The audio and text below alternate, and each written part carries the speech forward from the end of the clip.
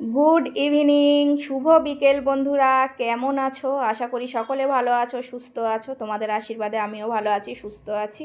তবে কি বলো তো, আজকের না দুপুরের পর থেকে প্রচুর পরিমাণে বৃষ্টি হচ্ছে, রাস্তাঘাট সবই ভিজে। আর এখন যে ভিডিওটা আমি করছি এটাই বৃষ্টি অবস্থায়। বাইরে একদম মানে কদিন 4 দিন যে পরিমাণে বৃষ্টি হয়েছিল সেই রকমই বৃষ্টি দুপুরের পর থেকে হচ্ছে। দুপুরের পর বলতে ওই 1টা 1:30টার দিক থেকে। তো দেখো ব্যালকনিটাতে দেখে বুঝতেই পারছো বৃষ্টির মানে ফোঁটাগুলো কেমন জমে জমে আছে।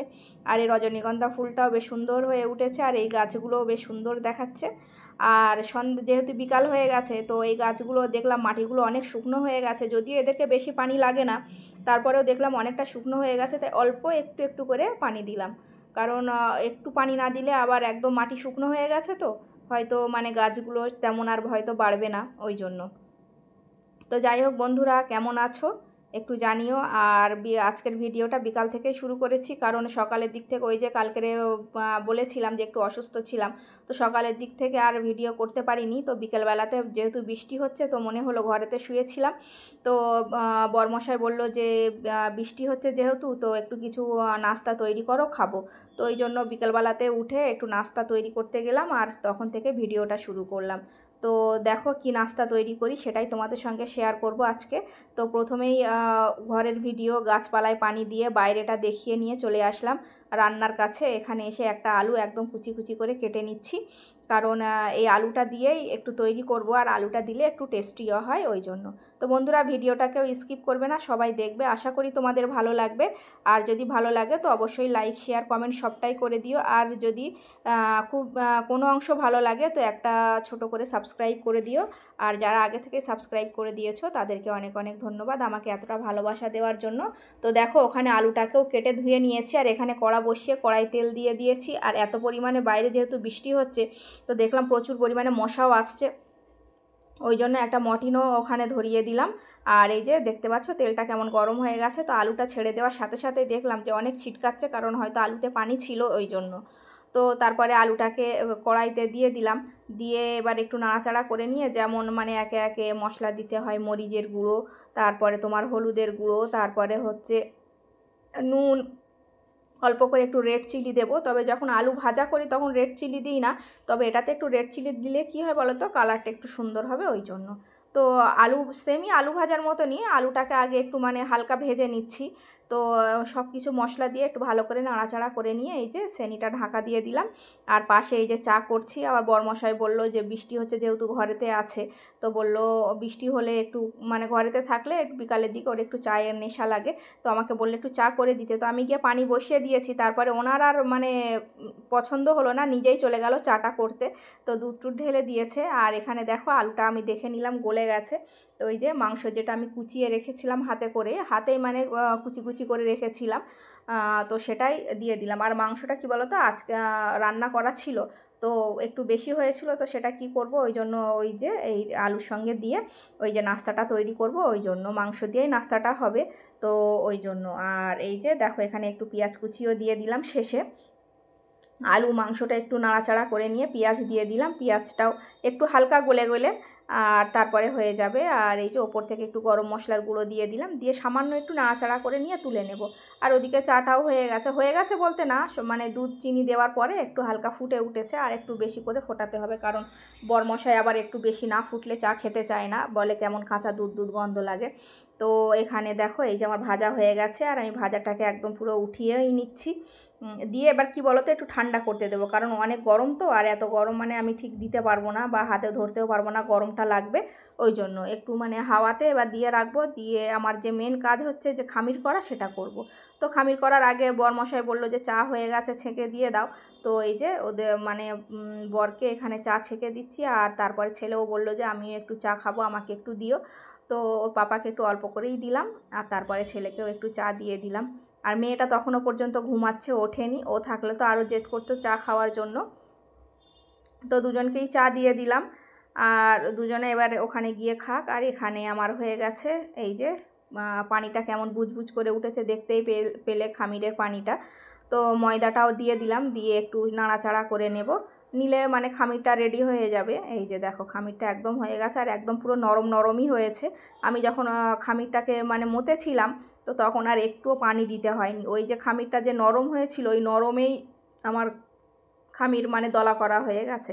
তো এই যে দেখো, আর এখানে অনেকটাই গরম ছিল, আমি হাত দিতে পারছিলাম না, তো তারপরে গরম গরম করছিলাম, কারণ ঠান্ডা হয়ে গেলে না সে কেমন মানে দানা দানা মতন হয়তো হয়ে যায়, ওই জন্য।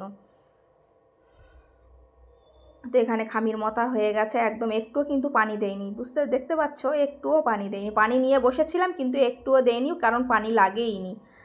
আর এই যে 5টা 6টা মানে 4টে 5টা গোল করে নিয়েছি একেবারে। আর এই যে এবার বেলা শুরু হয়ে গেছে। এইটা প্রথমে না মানে শেপটা যেমনই হোক একটু বেঁকাচোরা হলে অসুবিধা নেই, কারণ এর সাইডগুলো মুড়ে যাবে, তো ওই জন্য। তো এক বেলা হয়ে গেছে, বেশ মিডিয়াম সাইজের করেছি, বেশি বড়ও করেনি।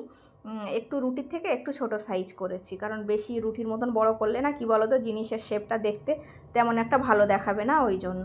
আর এগুলো আগে প্রায় সময় বিয়ের আগে বা বিয়ের পরে যখন আমরা যেতাম বরমশাইকে নিয়ে, তো এগুলো কি বলো তো আমাদের সন্ধ্যের তখন নাস্তা হতো, মা করে দিত। এটাই হতো, মানে জামাইপনা আসলে এই সব দিয়েই নাস্তা দেওয়া হতো, নারকেলের পিঠে করা হতো, এইসব করা হতো। মানে এগুলো দেখে মানে ভালো লাগে। তো অনেক দিন পরেই ও বললো যে অনেক দিন খাওয়া হয় না, তো একটু তৈরি করো না, তো ওই জন্য করলাম আর কি।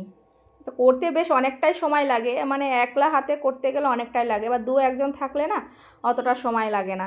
তো দেখো হয়ে গেছে মোটামুটি একটা কমপ্লিট করা। তো সাইডগুলো একটু হালকা করে ডিজাইন করে দিচ্ছি, কারণ এটা কেমন দেখাচ্ছে, আর একটু ডিজাইন করে দিলে সুন্দরই হয়। আর এই ডিজাইনটা কিন্তু আমি পারতাম না, পরে মানে আমার যে দিদা ছিলেন, তো ওনার কাছ থেকেই এটা শেখা। তো আমি প্রথমে পারতামই না, তো উনি একদিন ধরে ধরে আমাকে দেখিয়ে দিলেন যে এটা এইভাবে ধরে ধরে মুড়তে হয়। তবে ওনার মতন অত সুন্দর আমি পারি না, তবে যতটুকু চেষ্টা করে শিখেছি ততটুকুই করলাম। তো এই যে একটা কমপ্লিট হয়ে গেছে, বেশ ভালো লাগছে দেখতে। আর এই একটাও করছি, ও করেছিলাম 5-6টা মতন হয়েছিল। তো সব তো আর অতটা বেলে করা এ করা তো আর সম্ভব না, কারণ অনেকটাই সময়ের ব্যাপার, এইটাই অনেকটাই বড় হয়ে গেছে ভিডিওটা। তো প্লিজ কেউ স্কিপ না করে একটু দেখবে। তো এই যে দেখো হয়ে গেছে, 6টা মতন আমি করেছিলাম। তো এই যে হয়ে গেছে, সাজিয়ে নিয়েছি। তো এখানে 4টে দিয়েছি, আরও 2টো পরে দিয়েছিলাম, আর কিছুটা খামির একটু বেঁচে গেছিলো বলে 4টে লুচিও করে নিয়েছি। তো এই যে দেখো তেলের উপরে দিয়ে ভাজা শুরু করে দিয়েছি। তবে যাই বলো, বাইরে বৃষ্টি হচ্ছে তো, আর ঘরের মধ্যে এরকম একটু নোনতা জিনিস তৈরি করে খেলে কিন্তু বেশ ভালোই লাগে। আর বিকালে চায়ের সঙ্গে সন্ধ্যার সময় একটু এরকম হাতে তৈরি করা জিনিস হলে না বেশ একটা স্বাদটাই অন্যরকম লাগে। তো খেতেও খুব টেস্টি হয়েছিল। যদিও মাদের বাড়িতে প্রত্যেকবারে গেলেই করে আমরা খাই, তো এবারে গেছিলাম অনেক মানুষজন ছিল বলে, আর বাড়িতে একটু অনেক হুড় ছিল বলে, তো আর করা হয়নি, ওই জন্য। আর না হয়তো প্রত্যেকবারে বাপের বাড়িতে গেলেই ওখান থেকেই করে খেয়ে আসা হয়, কারণ এগুলো একা করতে গেলে অনেকটা সময় লাগে, আর ওখানে সবাই মিলে করলে তাড়াতাড়ি হয়ে যায়। তো আমি একাই করেছিলাম, ওই জন্য বেশি করতে পারিনি। তো যতটা 4টে 6টা মানে আমরা 3জন মানুষের যতটা হয় করেছিলাম। আর একটু সময় লেগেছিল, কারণ একলা হাতে বেলা ভাজা আবার মাংস রেডি করা সব কিছুই মানে মিলিয়ে অনেকটাই সময়ের ব্যাপার। আর এগুলো না মানে অনেকটা সময় নিয়েও করতে হয়, যেই সেই বললে হয় না। তো দেখো এখানে মোটামুটি আমার ভাজাও কমপ্লিট হয়ে গেছে। তো বন্ধুরা, তোমরা কে কে এরকম বিকালে নাস্তা খেতে পছন্দ করো, আর বা কে কে এরকম জিনিসটা তৈরি করতে পারো, প্লিজ আমাকে একটু কমেন্টে জানিও। আর এই যে যে লুচিগুলো ছিল সেগুলোকেও ভেজে নিচ্ছি। তো লুচিগুলো সুন্দর ফুলেছিল, আর মানে খেতেও খুব টেস্টি হয়েছিল, আর একদম নরম হয়েছিল, মানে কি বলবো, খুব সুন্দর হয়েছিল। আজকের খামিরটাও যেমন হয়েছিল আর খাবারগুলোও তেমন টেস্টি হয়েছিল।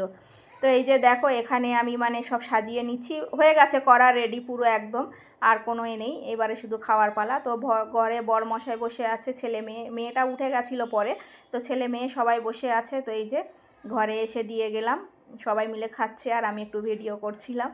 আর তারপরে আবার আমিও পরে খেলাম। আর বাইরের দিকটা দেখতেই পাচ্ছ, সন্ধ্যার পরে কেমন অন্ধকার হয়ে গেছিলো, দুটো একটা ঝিঝি পোকাও উঠছিল, যেহেতু বৃষ্টি হচ্ছে, আর একটু একটু আলো দুটো একটা পড়ছিল। আর আমার রজনীগন্ধা ফুলটা সাদা একদম জল জল করছে, আর আকাশটা তো দেখতেই পাচ্ছ কেমন। তো বন্ধুরা, আজকের ভিডিওটা এই পর্যন্ত।